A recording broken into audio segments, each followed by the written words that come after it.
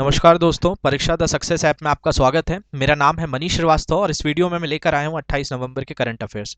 जैसा कि आपको पता है, हम डेली बेसिस पर 10 एमसीक्यू के क्वेश्चन सॉल्व करते हैं जो कि करंट अफेयर्स के अलग अलग क्षेत्रों से जुड़े होते हैं।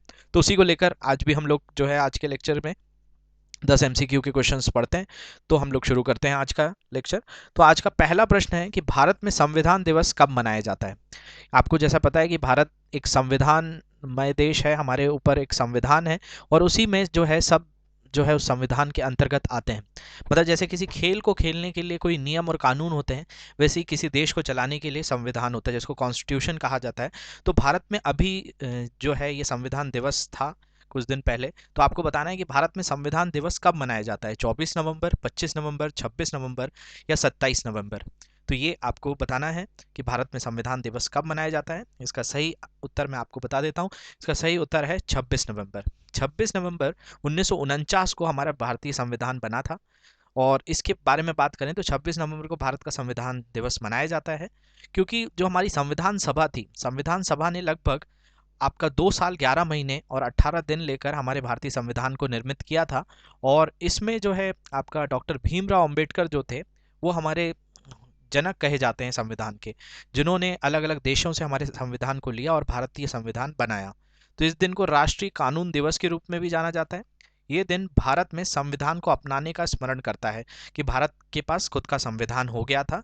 लेकिन इस दिन 1949 में भारत का संविधान सभा ने औपचारिक रूप से भारतीय संविधान को जो है 26 जनवरी 1950 को लागू किया था। मतलब आपका जो भारतीय संविधान था वो 26 नवंबर 1949 को बन तो गया था, लेकिन इसे 2 महीने बाद लागू किया गया था। और इसके पीछे कहा जाता है कि जब 1929 का लाहौर सत्र हुआ था, उसमें जवाहरलाल नेहरू ने 26 जनवरी के दिन झंडा फहराया था और उस दिन से वो स्वाधीनता दिवस मनाते थे। तो 26 जनवरी जो है वो एक काफ़ी प्रमुख दिनांक हुआ करता था भारतीय जो है एक इतिहास में। तो उसी को जो है उस पूर्ति को पूरा करने के लिए, क्योंकि भारत तो 15 अगस्त को आज़ाद हो गया था, तो 26 जनवरी तक जो है भारतीय संविधान को लागू करके इसको गणतंत्र दिवस के रूप में हमारा जो है शामिल किया गया। तो इसमें आप याद रखेंगे हमारा संविधान जो बना है वो 26 नवंबर को बना है, लेकिन 2 महीने बाद उसको लागू किया गया था। बढ़ते हैं आज के दूसरे प्रश्न की ओर। और दूसरा प्रश्न जो है, नवंबर 2020 में भारतीय मूल के डॉक्टर गौरव शर्मा को किस देश की संसद के सदस्य के रूप में चुना गया है।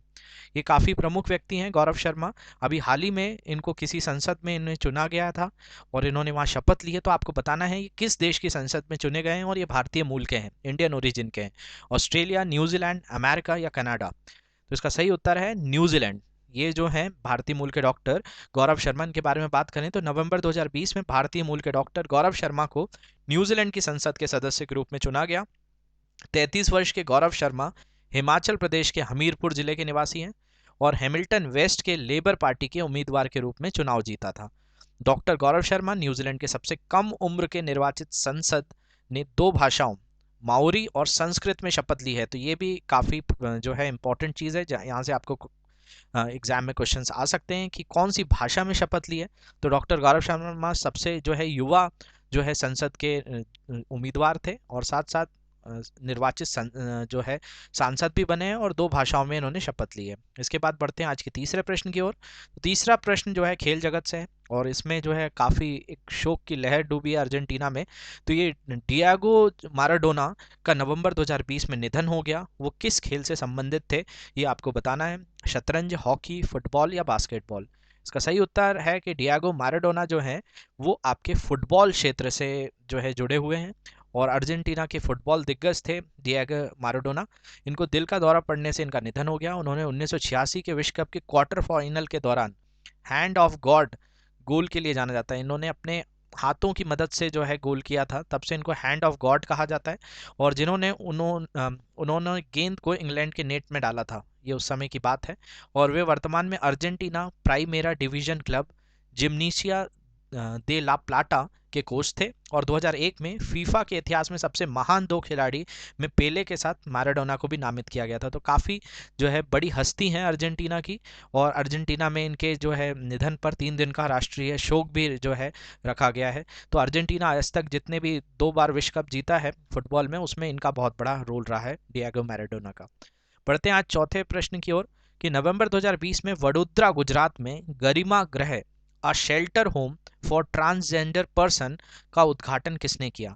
जो आपका ये वडोदरा गुजरात में है, ये हमारे एक मंत्री थे जिन्होंने इसका जो गरिमा गृह होता है, शेल्टर होम मतलब जहाँ पे लोग निवास करते हैं, ट्रांसजेंडर पर्सन, जो आपका ना पुरुष है ना महिला है, उन्हें ट्रांसजेंडर कहा जाता है, ऐसे लोगों के लिए एक शेल्टर होम जो है गरिमा गृह का उद्घाटन किया है। तो ये आपको बताना है किसने किया? थावरचंद गहलोत, कृष्णपाल, नरेंद्र सिंह तोमर या गुलाम नबी आज़ाद। इसका सही आंसर है थावरचंद गहलोत।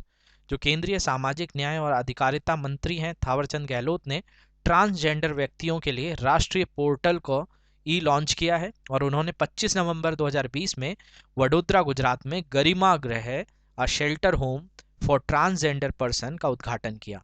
ये भी काफ़ी जो है प्रमुख चीज़ है और ये अत्यधिक उपयोगी पोर्टल देश में कहीं से भी एक ट्रांसजेंडर व्यक्ति को प्रमाण पत्र और पहचान पत्र के लिए डिजिटल रूप से आवेदन करने में मदद करेगा। जैसे आम व्यक्ति अपना आधार कार्ड, पैन कार्ड कहीं से भी अप्लाई कर सकता है, वैसे ही ट्रांसजेंडर व्यक्ति के लिए इस तरह की सुविधाएं नहीं थी।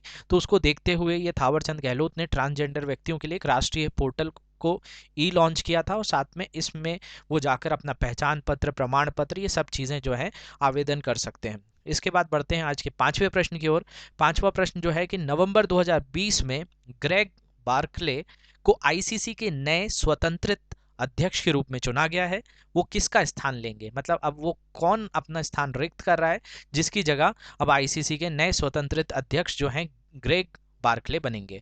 Colin Graves, Shashank Manohar, Dave Richardson या जगमोहन डालमिया? तो इसका सही उत्तर है शशांक मनोहर। ये शशांक मनोहर भारत के ही थे, अब इनकी जगह जो है आईसीसी के नए जो है स्वतंत्रित अध्यक्ष बनेंगे ग्रेग बार्कले। ग्रेग बार्कले की बात करें तो न्यूजीलैंड क्रिकेट के प्रमुख हैं। ग्रेग बार्कले को आईसीसी का नया स्वतंत्र अध्यक्ष चुना गया है और भारत के शशांक मनोहर को स्थान लेंगे। और Barclays ICC men's cricket world cup 2015 के निदेशक थे और बोर्ड के पूर्व अध्यक्ष थे। न्यूजीलैंड बोर्ड जो है उसके पूर्व सदस्य भी रहे हैं। तो ये भी चीज़ याद रखेंगे। बढ़ते हैं आज के छठवें प्रश्न की ओर कि इसमें से आपको बताना है निम्नलिखित में से कौन सी फिल्म को अकादमी पुरस्कार के लिए भारत की आधिकारिक प्रविष्टि या इस वर्ष के लिए ऑस्कर के रूप में चुना गया है? तो ये काफ़ी जो है भारत के लिए एक सम्मान की बात है जिसमें आपको बताना है और ये क्वेश्चन आपको ज़रूर दिखेगा एग्जाम में। तो इनमें से कौन सी फिल्म है जो अकादमी पुरस्कार के लिए भारत की आधिकारिक प्रविष्टि या इस वर्ष के ऑस्कर के रूप में चुना गया है? तो नेराम, जलीकट्टू, कप्पेला या प्रेमम? तो इसका सही उत्तर है जलीकट्टू। ये जलीकट्टू एक तरह की प्रथा है जो दक्षिण भारत में काफ़ी प्रचलित है और उसके पीछे कई तरह के जो है अभी आंदोलन भी हुए थे। उसी को लेकर 2019 में ये मूवी आई थी, पिक्चर बनी थी।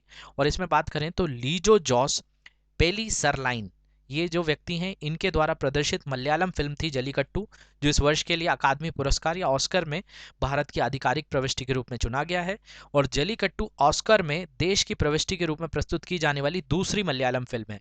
इससे पहले भी एक मलयालम फिल्म जा चुकी है, उसका नाम आप मुझे कमेंट सेक्शन में बताइए। और जलीकट्टू जो है वो दूसरी ऐसी मलयालम फिल्म गई है। केरल में अक्टूबर 2019 में रिलीज हुई फिल्म जलीकट्टू का प्रीमियर 2019 टोरंटो इंटरनेशनल फेस्टिवल में किया गया था और ये काफ़ी प्रभावित कर गई थी ये देश विदेश में ये जो है फिल्म, जिसके कारण इसको जो है इस प्रविष्टि में जो है चुना गया है, नॉमिनेट किया गया है। बढ़ते हैं आज के सातवें प्रश्न की ओर कि नवंबर 2020 को किसने प्रगति बैठक की अध्यक्षता की है? ये प्रगति बैठक जो थी इसकी अध्यक्षता किसने की है ये आपको बताना है। और इसके ऑप्शन जो हैं वो आपका है पीयूष गोयल, नरेंद्र मोदी, नितिन गडकरी या अमित शाह। प्रगति जो है ये भारतीय, इसके बारे में बात करें तो ये जो हमारा राष्ट्रीय भारत के अंदर जो एक तरह का गवर्नेंस बोल दिया जाए कि जो प्रशासन हो रहा है, जो हमारी स्कीम्स हैं, योजनाएं हैं, हमारी जो वित्तीय चीज़ें हैं, इनको देखने के लिए एक प्रगति नाम की एक बैठक थी जिसकी अध्यक्षता जो है आपको बतानी है किसने करी? पीयूष गोयल, नरेंद्र मोदी या नितिन गडकरी या अमित शाह? तो इसका सही उत्तर है नरेंद्र मोदी की अध्यक्षता में ये जो है प्रगति की बैठक जो है संपन्न हुई थी। तो प्रधानमंत्री नरेंद्र मोदी ने 25 नवंबर 2020 को प्रगति बैठक की अध्यक्षता की और इसमें प्रगति के माध्यम से अपनी 33वीं बातचीत की, जो कि प्रोएक्टिव गवर्नेंस और समय पर कार्यान्वयन के लिए आईसीटी जो है आधारित मल्टी मॉडल प्लेटफॉर्म है जिसमें केंद्रीय और राज्य सरकार शामिल है। तो ये प्रगति के माध्यम से सभी तरह जगह जो विकास हो रहा है उस चीज़ की बात की जाती है। और इसमें आपको एक शब्द दिख रहा होगा आईसीटी। आईसीटी की बात करें तो आईसीटी जो होता है वो इंफॉर्मेशन एंड कम्युनिकेशन टेक्नोलॉजी होता है, कि इसके माध्यम से जो है मल्टी मॉडल प्लेटफॉर्म है जिसमें केंद्र और राज्य सरकार शामिल हैं, वो एक दूसरे के जो गवर्नेंस है, प्रशासन है, उसको देखती हैं और किस तरह से विकास हो रहा है उस पर बातचीत करती हैं। बैठक के दौरान कई परियोजनाएं, शिकायतों और कार्यक्रमों की समीक्षा की गई। और इसमें जो है अगर हम बात करें तो परियोजनाओं में रेल मंत्रालय, इसके अलावा ये MORTH जो होता है, ये आपका इसका अगर आप फुल फॉर्म जानना चाहते हैं तो इसका फुल फॉर्म मैं आपको बता देता हूँ। मोर्थ का जो फुल फॉर्म होता है ministry of road transport highway, और दूसरा जो शब्द आया है वहाँ पे वो आपका आया है DPIIT। DPIIT की बात करें तो DPIIT का मतलब होता है department for promotion of industry and internal trade. जो आंतरिक व्यापार होता है, औद्योगिक व्यापार, उसका बढ़ावा देने के लिए एक विभाग है DPIIT। और आपका बिजली मंत्रालय, इन सब ने अपनी बैठकर योजनाएं जो हैं सरकार को बताई, और इसकी अध्यक्षता किसने करी थी? तो नरेंद्र मोदी ने करी थी। ये एक चीज याद रखेंगे।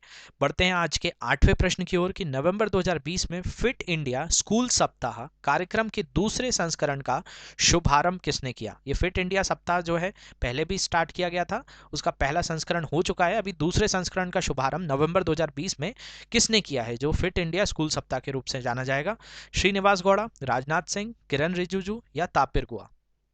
इसका जो सही उत्तर है वो किरण रिजिजू है, क्योंकि खेल मंत्री हैं हमारे किरण रिजिजू। इन्होंने फिट इंडिया स्कूल सप्ताह कार्यक्रम के दूसरे संस्करण का शुभारंभ किया, और कार्यक्रम में भाग लेने वाले स्कूलों को, ये एक यहाँ पे एक वेबसाइट का लिंक भी दिया है मैंने आपको, www.fitindia.gov.in/फिट इंडिया स्कूल वीक पर अपना पंजीकरण करना होगा।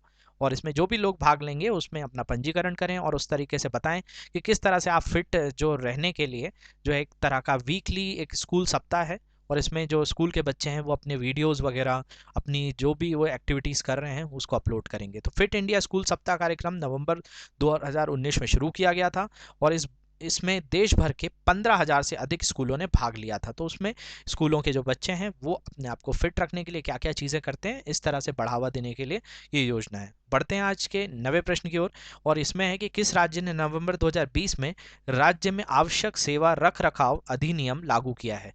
इसको कहते हैं इसेंशियल सर्विस मेंटेनेंस एक्ट। ये किस राज्य ने नवंबर 2020 में आवश्यक सेवा का रख रखाव अधिनियम लागू किया है? जो इसेंशियल सर्विस मेंटेनेंस एक्ट है, ये कौन से राज्य लेकर आया है? तो इसका सही उत्तर है उत्तर प्रदेश।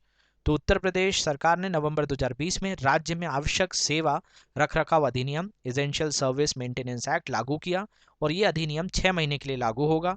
और UP essential service maintenance act के अनुसार राज्य सरकार के पास अब अगले 6 महीने तक के लिए कार्यस्थलों पर हड़ताल को प्रतिबंधित करने की शक्ति है, कि वो किसी भी तरह से कोई विभाग अगर हड़ताल पे जाता है तो उसको वो रोक सकते हैं, और जिसे 6 महीने के लिए बढ़ाया भी जा सकता है। पिछली बार राज्य में 22 मई 2020 को अधिनियम लागू किया गया था, उसके बाद से कोई हड़ताल नहीं हुई थी, और इसको अब और आगे जो है कर दिया गया है। इसके बाद बढ़ते हैं आज के आखिरी प्रश्न की ओर, और ये विदेश से है, जिसमें अगर हम बात करें टेस्ला ने किस शहर के पास समूह के इलेक्ट्रिक कार प्लांट में दुनिया की सबसे बड़ी बैटरी सेल फैक्ट्री बनाने की योजना की है? तो ये टेस्ला जो है काफ़ी प्रमुख जो है एलन मस्क की कंपनी है, जो कि यूएस के हैं, उनके शहर के पास समूह के इलेक्ट्रिक कार प्लांट में दुनिया की सबसे बड़ी बैटरी सेल फैक्ट्री बनाने की योजना की है। तो किस शहर में ये जो है इन्होंने आपका किस शहर के पास जो है ये समूह एक इलेक्ट्रिक कार प्लांट की जो सेल बैटरी है उसको बनाने की योजना कर रहा है? टोक्यो, बर्लिन, लंदन या मॉस्को? तो इसका सही आंसर है बर्लिन। ये बर्लिन में अगर मैं बात करूं तो टेस्ला की योजना जो है ये बर्लिन शहर के जो है पास समूह के इलेक्ट्रिक कार प्लांट में दुनिया की सबसे बड़ी बैटरी सेल फैक्ट्री बनाने की योजना बनाई है। और टेस्ला ने पहले ही जर्मनी की राजधानी के दक्षिण के ग्रुएनहाइड में एक वन क्षेत्र में गीगा फैक्ट्री पर निर्माण शुरू कर दिया था, और कारखाना यूरोप में टेस्ला का पहला है। जो अगर हम बात करें जो टेस्ला है इसके ज़्यादातर जो प्लांट्स हैं वो यूएसए में है, अमेरिका में है, लेकिन यूरोप में ये पहला कारखाना खोला गया है। और प्रति वर्ष 5 लाख मॉडल 3 सेडान और मॉडल एसयूवी की उम्मीद है। तो ये जो है इन सब चीज़ों की जो कार बैटरीज हैं, सेल बैटरीज हैं, उनका जो है ये परीक्षण और निर्माण करेंगे। तो आशा करता हूँ आपको ये लेक्चर अच्छा लगा होगा। अगर किसी भी तरह के कोई डाउट्स हैं तो वो कमेंट सेक्शन में आप पूछ सकते हैं। अगर आपको ये लेक्चर अच्छा लगा है तो इसको लाइक ज़रूर करें और चैनल को सब्सक्राइब भी ज़रूर करें। Thank you very much for watching this lecture. Have a great day.